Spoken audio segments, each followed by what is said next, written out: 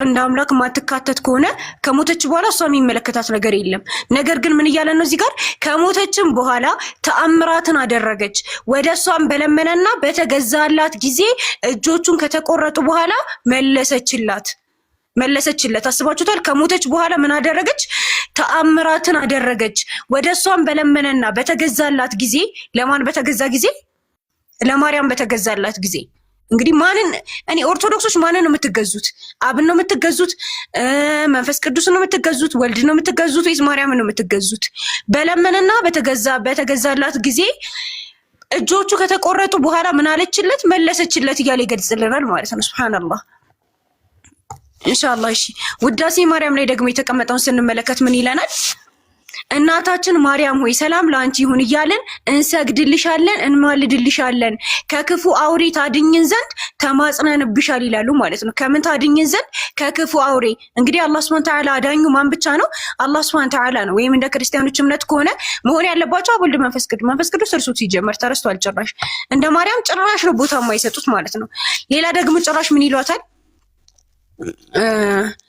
የአብርሃም እንግድነት፣ የይስሐቅ መዓዛ፣ የያዕቆብ መሰላል አንቺ ነሽ። ዮሴፍን የምታረጋጊው አንቺ ነሽ።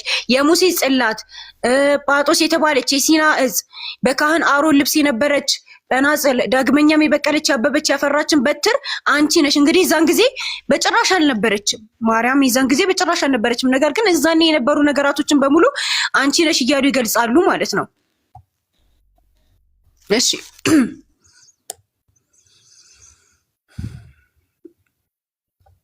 ይሄ በነገራችን ላይ አሁን ማነብላችሁ ቅዳሴ ማርያም ነው። እሺ አልነገርኳችሁ መሰለኝ። አሁን እያነበብኩላችሁ ያለው ደግሞ ከቅዳሴ ማርያም ነው። እዚች ጋር ደግሞ ምን ይላል? ወየው ይህ ነገር እጹብ ነው፣ ድንቅ ነው። የቀደሙ አባቶች ከሞት ወደ ሕይወት የተሸጋገሩብሽ፣ ምን ያሉብሽ?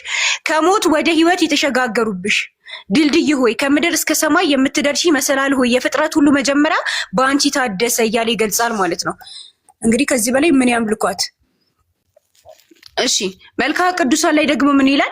ኃጢአትን ለማስተሰየር መጸየፍ የሌለብሽ ነሽና ኃጢአት ምን ትላለች ይላሉ? ታስተሰርያለች። ተአምረ ማርያም ላይ ደግሞ ድጋሚ ምን ይላል? ለስዕሏ ያልሰገደ ግን ከቆመበት ቦታ ይጥፋ። ለስዕሏ ምን ያለ? ያልሰገደ ግን ከቆመበት ቦታ ይጥፋ። እንግዲህ ለየትኛው ስዕሏ እንደሆነ አላህ ነው የሚያውቀው። እዚች ጋር እንደምታዩት ጸይመዋለች። እንግዲህ እዚች ጋር የምታዩት ሴትዮ እየተናገረች ያለችው ምንድነው? ትክክለኛው ማርያም ለጸይሟ ይሁን ለቀዩ ይሁን አይታወቅም። ብቻ ለስዕሏ ያልሰገደ ግን ከቆመበት ቦታ ምን ይበል? ይጥፋ። በስዕሏን ፊት ስገዱ፣ ለስዕሏም ያልሰገደ ግን ከቆመበት ቦታ ይጥፋ እያለ ይናገራል ማለት ነው። እሺ ሌላ ደግሞ ይሄ እዚች ጋር የምትመለከቱት መጽሐፍ አለ። ይሄ መጽሐፍ ማለት ነው የሚታያችሁ ከሆነ ምናልባት ይሄኛው መጽሐፍ ላይ ደግሞ ምን ተቀምጧል? የእውነተ ብርሃንና ወእንዝራ ስብሐት የሚል መጽሐፍ ነው ማለት ነው። በአምደ ወርቅ እስጢፋኖስ የተጻፈ መጽሐፍ ነው። እዛ ላይ ደግሞ ምን ተጽፏል? ጭራሽ ማለት ነው እመቤቴ ሆይ እኔ ባሪያሽ በአንቺ ተማጸንኩኝ። እንግዲህ ክርስቲያኖች ብዙ ጊዜ ምን ይላሉ? እኛ እንኳን ለአላህ Subhanahu Ta'ala ባሪያ ነን ስንል የእኛን ባሪያነት ምን ይሉታል? እናንተ ባሪያዎች ናችሁ፣ እኛ ግን ምንድነን?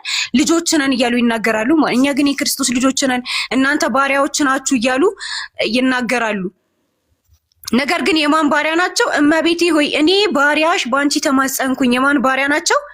የማርያም ባሪያ ናቸው። እመቤቴ ሆይ እኔ ባሪያሽ። እንግዲህ ሱብሃንአላህ ነፍሱም ስጋዬም አማጸንኩኝ። አምላክ መለኮት ያለመመለስ ያለመለወጥ ለአንቺ ሰው በመሆኑ ስጋን በመልበሱ ይላል ማለት ነው። እዚች ጋርም እንደምትመለከቱት በቃ ሙሉ ምን እያሉ ነው የሚያናግሯት? እኔ ባሪያሽ ተማጸንኩብሽ፣ ነፍሴንና ስጋዬን አማጸንኩኝ በቤተልሔም በመወለዱ። እኔ ባሪያሽ ተማጸንኩብሽ፣ እኔ ባሪያሽ ተማጸንኩኝ፣ ነፍስና ስጋዬን አማጸንኩ፣ እኔ ባሪያሽ ተማጸንኩኝ እያሉ የማን ባሪያ ናቸው? እነሱ የማርያም ባሪያ ናቸው። እኛ ግን የአላህ Subhanahu Ta'ala ባሪያ ነን እንኳን ስንል ምን ይላሉ? እንዴት ባሪያ? እኛ ግን ልጆች ነን፣ እናንተ ባሮች ናችሁ ምናምን ነገራቶችን ይላሉ። ነገር ግን ትክክለኛው ባሪያ ማን ነው? እነሱ ናቸው። የማን ባሪያ ናቸው? የማን ባሪያ ናቸው? አስተውሉ። የማርያም ባሪያ ናቸው። እኔ ባሪያሽ ተማጸንኩብሽ እያለ ይገልጻል ማለት ነው። በሌላ ደግሞ እዛው ኖሃተ ብርሃን ላይ ምን ይላል? የሄኖክ የነፍሱ ህይወት ነሽ። ሱብሃንአላህ የነፍሱ ምንድነሽ? ህይወት ነሽ። የማቱሳላ የዘመኑ ርዝማኔ ነሽ። ከጥፋት ማዕበል 8ቱ ነፍሳት የዳኑባት የኖህ መርከብ ነሽ። እንግዲህ ኖህ በነበረ ጊዜ እሷን ነበረች ነው ወይስ እንደ ኢየሱስ እሷም ቅድመ ህልውና አላት? ስለዚህ እናምልካት፣ እሷም ቅድመ ህልውና አላት ብለን እንያዝ። ስለዚህ መለኮት ናት እንበል። ከጥፋት ማዕበል 8 ነፍሳት የዳኑባት የኖህ መርከብ ነሽ። እንግዲህ እዛን ጊዜ እሷ ጭራሽ አልነበረችም። እንቀጥል ሰዓት ለመቆጠብ።